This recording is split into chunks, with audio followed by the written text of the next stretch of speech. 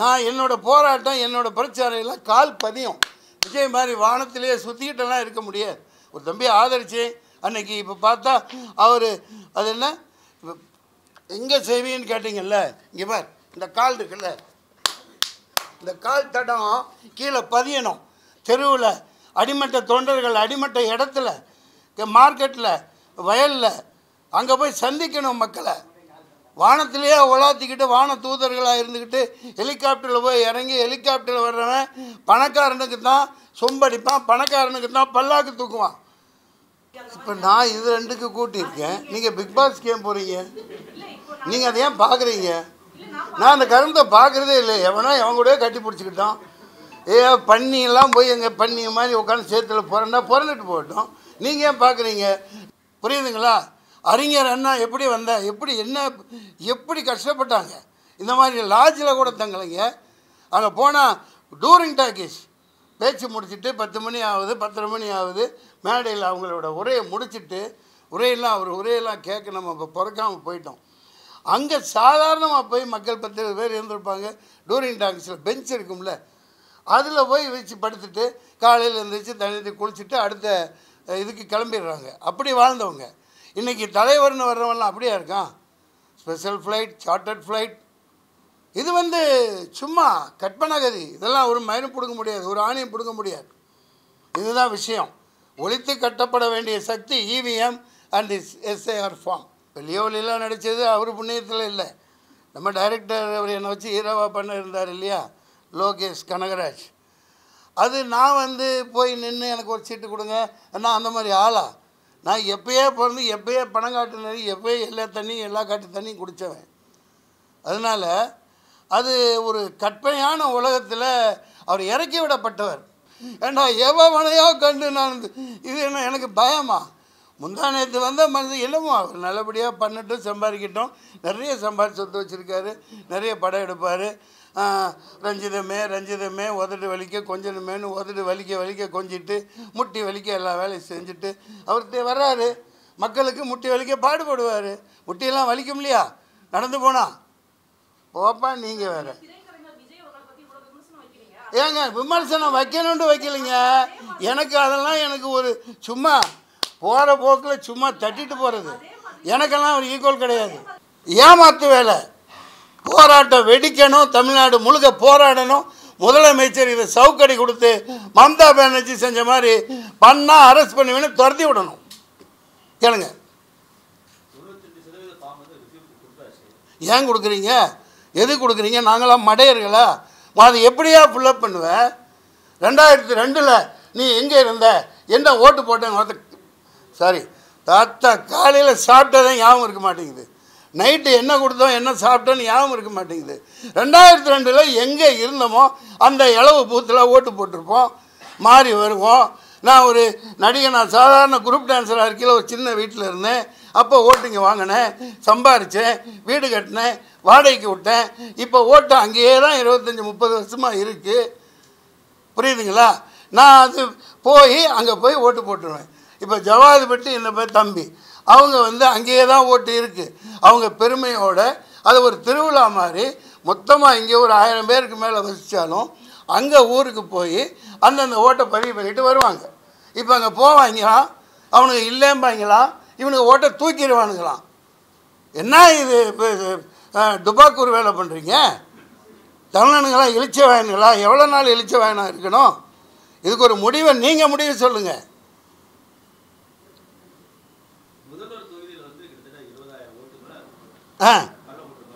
கள்ள ஓட்டு நீ போய் தடு. நீ எதுக்கு வச்சுருக்க அந்த இது சிபிஐ, அப்புறம் அது என்னப்பா இருக்குது இடி அனுப்புறீங்கள, இடி அனுப்பிச்சு காசை பிடுங்குறீங்களா இல்லையா? அந்த கள்ள ஓட்டு எதுன்னு எடு, 4 பேர் அதிகமாக போடு. யார் தடுக்கிறாங்கள? கள்ள ஓட்டுன்னு சொல்கிறீங்க, இவங்க நல்ல ஓட்டில் ஜெயிச்சு வந்திருக்காங்க. இதுவே கள்ளத்தனமானது தானே. சுப்ரீம் கோர்ட்டு சுமோட்டோவா தானாக முன் வந்து வழக்கு போடுது, என்னது சுமோட்டோ தானே. அதன் அடிப்படையில் முதல்ல இதை ஒழிச்சு கட்டணுமா இல்லையா அந்த இவிஎம்மை?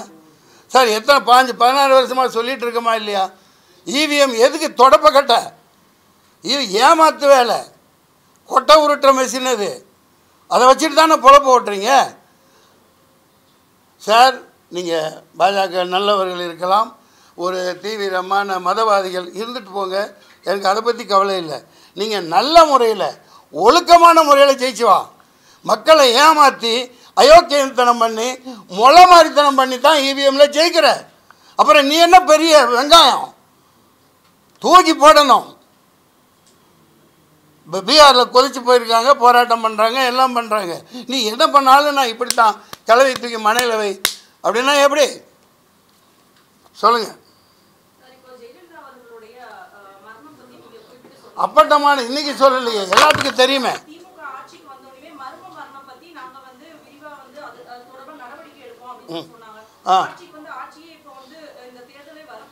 அவங்க எதுக்குங்க அதிமுக என்னங்க பண்ணுறாங்க? அவங்க எதிர்கட்சி, அவங்க சொன்னாங்க செஞ்சாங்க, அவங்க எதிர்கட்சி. அம்மா தாயே உன்னோட ராஜ விசுவாசின்னானுங்களே, எந்த விளக்கண்ணையாவது போனானுங்களா? நான் 4 தடவை போனேங்க. 2வது ஃப்ளோரு, டீ கொடுப்பாங்க, காப்பி கொடுப்பாங்க, எல்லா கேமரா இருக்கும். அம்மாட்ட சொல்கிறேன் சார், அவங்க நல்லா இருவாங்க சார். அந்த படைகள் இருக்கும், சஃபாரி ட்ரெஸ் போட்டு அனுப்பிச்சி விட்ருவாங்க. எல்லாம் பிடிச்சி வச்ச பிள்ளையார் மாதிரி இப்படியே உட்காந்துருப்பாங்க. தம்பிதுரை, பன்னீர்செல்வம் எல்லாம் அமைச்சு இப்படியே உட்காந்துருப்பாங்க. அந்த அம்மா என்ன துடிச்சிருக்கோம்.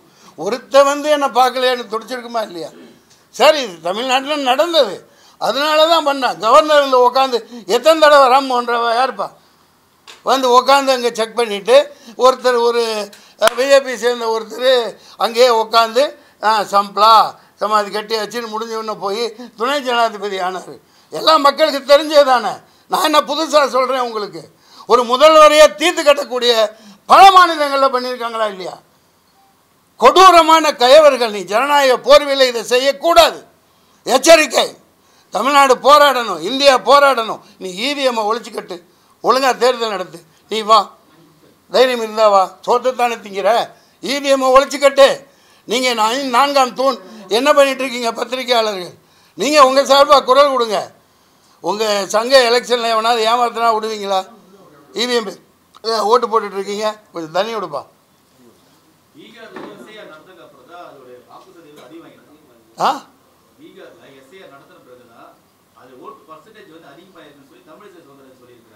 அவர் தமிழிசையா இல்லையே, அது இந்தியசியாவில் இருக்காங்க. அவர் அப்பனுக்கு பிறந்த பிள்ளையாது அவர். ஐயோ ஐயோ ஐயோ, குமரி அனந்தன் எப்பேற்பட்ட மாபெரும் மனிதர்.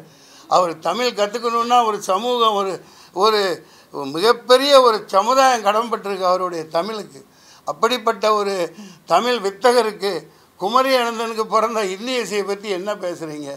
அதிகரிச்சிருக்குன்னா அவங்க அதிகமாக போடுவாங்க, அவங்க காட்டுறது தானே. சொல்லி ட்ரங் ட்ரங் ட்ரங் ட்ரங் டக், அதான் அவங்க தான் ஜெயிப்பாங்க.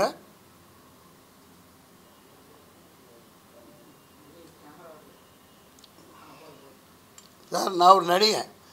சும்மா 4 காசுக்கு பெரிய பெரிய நடிகர்லாம் இருக்காங்க. நான் இந்த மாதிரி இவர் வந்தார், அப்போது அதான் யார் இந்த பிரேமர் வந்தார், பிரேமி பாரதிராஜா சீமானெலாம் கருப்பு கொடி காமிச்சாங்க. அவங்கள அரெஸ்ட் பண்ண போயிடலன்னு, நீங்கள் பாரு என்ன பண்ணு, இந்த வேலை வச்சுக்காதன்னு அரெஸ்ட் பண்ணி ஜெயிலுக்கு கைதியாக போனேன். கைதியில் நடிக்க வேண்டியவன். எத்தனையோ வாய்ப்புகளை இழந்திருக்கேன். கவர்னர் மாளிகை முன்னாடி 98லேயே போராட்டம் பண்ணி இந்த மாதிரி 600 ஏக்கர் பூமி எதுக்கு, ஆஸ்கர் இது சாரி ஒலிம்பிக்கில் ஒரு தகரம் கூட வாங்க முடியாதனால 600 ஏக்கர் எதுக்கு இருக்குது, ஸ்விம்மிங் பூல் கட்டு, கிரிக்கெட் இது கட்டு, மல்யுத்த வீரர்களுக்கு ஸ்டேடியம் கட்டு, 6000 மான்கள் எதற்குன்னு போராட போய் 35 பேரோட 35 நாள் ஜெயிலில் இருந்தேன். பல இதுக்கு போராடி இருக்கிறேன், 1 2ன்னு இல்லை, தரையில் இறங்கி போராட்டம் பண்ணியிருக்கேன். உணர்வை நான் யார் பல கட்சியில் இருந்தனே தவிர என் மேலே யாருக்காவது ஏமாத்தினேன், யாரையாவது திட்டனேன்னு இது வரைக்கும் எனக்கு எந்த இதுவும் கிடையாது. தோணுது சொல்கிறேன், நடிக்கிறேன். வாய்ப்பு கொடுத்தா கொடுங்க, கொடுக்காட்டி மேலே போச்சு. எனக்கு அதை பற்றிலாம் கவலை இல்லை.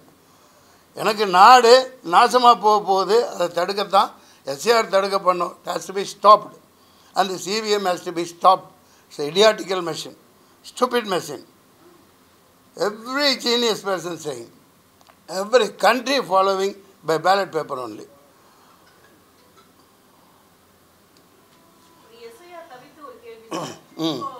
பிக் பாஸ்க்கு வந்து தடை விதிக்கணும்னு சொல்லிட்டு பெரிய பூதாகரமா வெடிச்சிட்டு இருக்குது. ஏன்னா கலாச்சாரத்துக்கு வந்து சீர்கேடா இருக்குது அப்படின்னு சொல்லிட்டு வேல்முருகன் அவர்கள் வாழ்வுரிமை கட்சி வேலூர் போராட்டம் பண்ணிட்டு இருக்காங்க. நம்மளே பாக்குறோம் அந்த நிகழ்ச்சியில அடிதடி அந்த மாதிரி. இப்ப நான் இது 2க்கு கூட்டியிருக்கேன், நீங்க பிக் பாஸ் கேம் போறீங்க.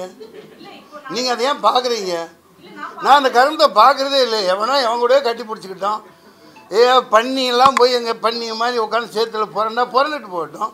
நீங்கள் ஏன் பார்க்குறீங்க? நல்ல சீரியல் பாருங்கள்.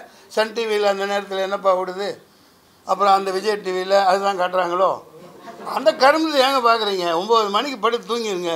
பிரம்ம முகூர்த்தத்தில் 3 to 5 எந்திரிங்க. வாழ்க்கை ஜாலியாக இருக்கும். ஏதோ அவங்க பொழப்பு ஓட்டுறாங்க. என்ன கேட்க வந்தீங்க? எதுக்காக கூட்டியிருக்கேன்? பிக் பாஸ் தடை வேணும். அது தடை என்ன? இப்போ என்ன வெங்காயம் விளக்கமாத்து கட்ட இருந்தால் எனக்கு என்ன? அவங்க சம்பாதிக்கிறாங்க. சமூகத்தை இதுதான் சீரழிக்குது. பிஜேபி சர்க்கார் தான் சீரழிக்குது. இந்த எஸ்ஐஆருங்கிறது நீ என்னைக்கு எனக்கு அடிமையாயிரு, நான் இப்படி தான் பண்ணுவேன். எல்லாம் 5-6 வருஷம் முன்னாடி நான் இந்த இதை ஆரம்பித்தேன், டிப்டாப் தமிழான்னு. அதான் அந்த ஒரு சகோதரர், அதான் அந்த யாருப்பா அவர் பேர், இப்போ ஆதி தமிழை கொச்சையாக தமிழாக சொன்னதுனால நான் டிப்டாப் தமிழான்னு ஆரம்பித்து அதுலேயே ஒரு வரி வரும், தேர்தல் ஆணையம் மோதி விட்டு பூணையம், தெளிவாக வரும். அது அப்படியே தான் இன்றைக்கும் இருக்குது சார். போராடணும், அதே இதில் போராடிக்கிட்டு இது ஆரம்பிக்கலை. இது மிகப்பெரிய போராட்டமாக உருவெடுக்கணும். இது நிப்பாட்டப்படணும். இவிஎம் நிப்பாட்டப்படணும். ஏங்க பேலட் பேப்பருங்க, சும்மா ஒரு பேப்பர். என்னது இன்னும் இந்த காலம்? இந்த காலத்துக்கு என்ன வந்துச்சு? ஏன் இந்த காலம் கற்காலமாக அது? ஏன் அமெரிக்கா கற்காலத்துலையா இருக்கான்? பிரிட்டிஷ் கற்காலத்துலையா இருக்கான்? ஏப்பா இந்த அம்மா கேட்குறாங்க பெண்மணி, கற்காலத்துக்கு போறியே. அப்போ ஏன் நம்ம சம்பிரதாயம் குடவோலைன்னு தமிழன் முத கண்டுபிடிச்சது, அதை ஏன் கைவிடுறீங்க? அது சிம்பிள். இசிடிவி இருக்கா, சிசிடிவி ஃபுட்டேஜ் இருக்கா, எல்லாம் பார்க்குறாங்கல்ல. பூத் கேப்சர் நடந்தாலும் பார்க்கும், கமிட் ஆகும். பேப்பரில் குத்து மடி உள்ளே போடு, சந்தோஷமாக போய் தூங்கு. இது இந்த அளவுக்கு போட்டால் அந்த அளவு ஜெயிக்கிறான். எதுக்கு இந்த அளவு? இவிஎம் அளவு எதுக்கு? சங்கு ஊதிடுவான், இந்தியாவை ஊதிட்டான் இவிஎம்மை வச்சு. இன்னும் உங்களுக்கு உணர்ச்சி வரலை, உங்களுக்கு நீங்கள் போராட தோணலை. லட்சம் வக்கீலுங்க போராடி செத்துட்டான். அதை இப்படி தான் நடத்துவீங்கிறான். தேர்தல் அப்படியே நடக்குது. என்ன நடத்தி இப்படி என்னத்தை உன்னத ஆட்சியை கொடுத்துட்டான்? எல்லாம் அடிமையாக்கி தானே வச்சுருக்கான். அதானி போட்டு, அதானி இது, அம்பானி. இந்த கோழி இல்லை, கோழி ஜிஎஸ்டின்னு போட்டு அதுக்கு உதாரணம் சொன்னால் அதான் இங்கே படித்தேன். ஃபுல்லாக எல்லா முடியும் பிச்சுட்டு, எல்லாம் ஒரு சேவலில் உள்ள ஒட்டு மொழி எல்லாத்தையும் ரெக்கையை பிச்சுட்டு கீழே போட்டவுடனே 4 தானியத்தை எடுத்து போட்டால் அது நகர்ந்துக்கிட்டே வந்து கொத்தி திங்கும். இங்கே பார், ஜிஎஸ்டியில் குறைச்சிட்டேன், ஜிஎஸ்டியில் உங்களுக்கு குறைச்சிட்டேன். வரி போடுவாங்களாம், வரி மேலே வரி போடுவாங்களாம். டோல்கேட்டு லட்சக்கணக்காக கோடி, 1000 கோடிக்கு கொள்ளையடிச்சு நிதின் கட்கரி இங்கே ஒரு கல்யாணம் 1,00,000 கோடியில் நடத்துகிறாங்க. இதுதானே நடக்குது.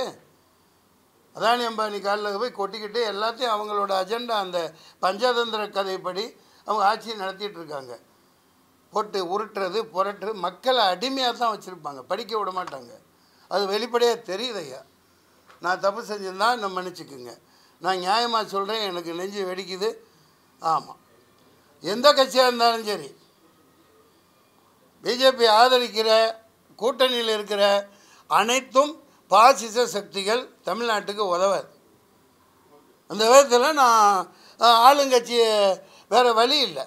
டிஎம்கே தான் மறுபடியும் வரும், ஆணித்தரமாக வரும். நானே விழுந்து வேலை செஞ்சாலும் செய்வேன். இத்தனை காலம் எதிர்த்தவன், இப்போ வேறு எனக்கு வழி இல்லை. எங்கேயும் செய்வேன். இதுவே என் பிரச்சாரம் தான். எங்கேயும் செய்வேன். நான் என்னோடய போராட்டம், என்னோடய பிரச்சாரம் எல்லாம் கால் பதியும். விஜய் மாதிரி வானத்திலேயே சுற்றிக்கிட்டெல்லாம் இருக்க முடியாது. ஒரு தம்பி ஆதரிச்சேன் அன்னைக்கு. இப்போ பார்த்தா அவர் அது என்ன எங்கே செய்வீன்னு கேட்டிங்கல்ல, இங்கே பார், இந்த கால் இருக்குல்ல, இந்த கால் தடம் கீழே பதியணும். தெருவில் அடிமட்ட தொண்டர்கள், அடிமட்ட இடத்துல, மார்க்கெட்டில், வயலில், அங்கே போய் சந்திக்கணும் மக்களை. வானத்திலேயே உலாத்திக்கிட்டு வான தூதர்களாக இருந்துக்கிட்டு ஹெலிகாப்டரில் போய் இறங்கி ஹெலிகாப்டரில் வர்றவன் பணக்காரனுக்கு தான் சொம்படிப்பான், பணக்காரனுக்கு தான் பல்லாக்கு தூக்குவான். புரியுதுங்களா? அறிஞர் அண்ணா எப்படி வந்தால் எப்படி கஷ்டப்பட்டாங்க. இந்த மாதிரி லாட்ஜில் கூட தங்கலைங்க. அங்கே போனால் டூரிங் டாக்கீஸ் பேச்சு முடிச்சுட்டு 10 மணி ஆகுது, 10:30 மணி ஆகுது. மேடையில் அவங்களோட உரையை முடிச்சுட்டு, உரையெல்லாம் கேட்க நம்ம இப்போ பிறக்காமல் போயிட்டோம். அங்கே சாதாரணமாக போய் மக்கள் 10 பேர் இருந்திருப்பாங்க. டூரிங் டாக்கீஸில் பெஞ்ச் இருக்கும்ல, அதில் போய் வச்சு படுத்துட்டு காலையில் எழுந்திரிச்சு தண்ணி குளிச்சுட்டு அடுத்த இதுக்கு கிளம்பிடுறாங்க. அப்படி வாழ்ந்தவங்க. இன்றைக்கி தலைவர்னு வர்றவன்லாம் அப்படியே இருக்கான். Special flight, chartered flight. இது சும்மா கற்பனகதி. இதெல்லாம் ஒரு மயிரும் பிடுங்க முடியாது, ஒரு ஆணையும் பிடுங்க முடியாது. இதுதான் விஷயம். ஒழித்து கட்டப்பட வேண்டிய சக்தி இவிஎம் அண்ட் எஸ்ஐஆர் ஃபார்ம்.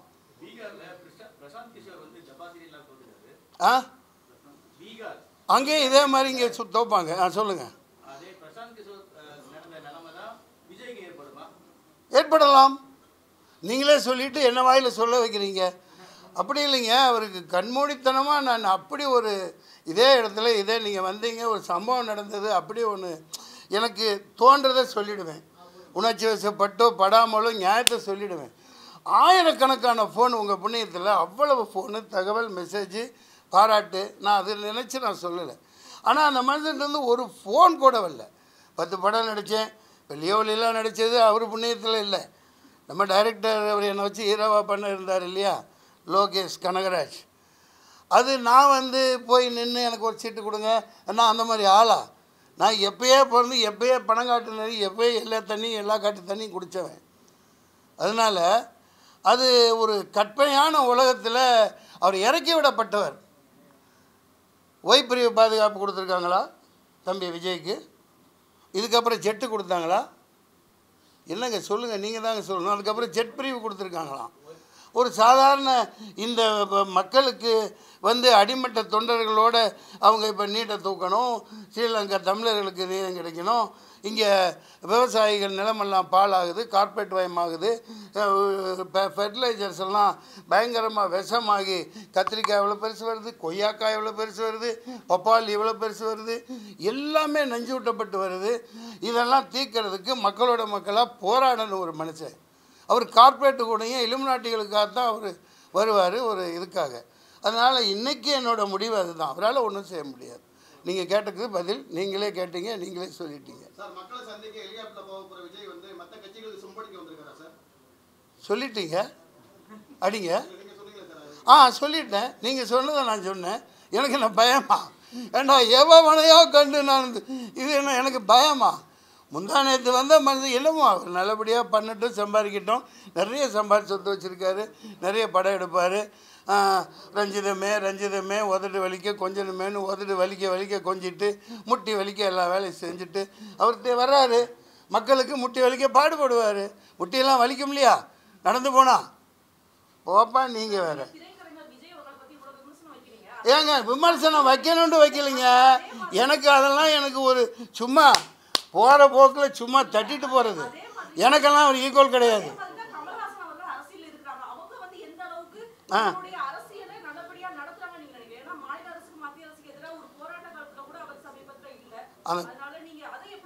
அந்த வீராங்கனை சரியாக கேட்குறாங்க. கமல்ஹாசன் நிலைப்பாடு சரியானது தான். இப்போ ஸ்டேட்டை காப்பாற்றணும்.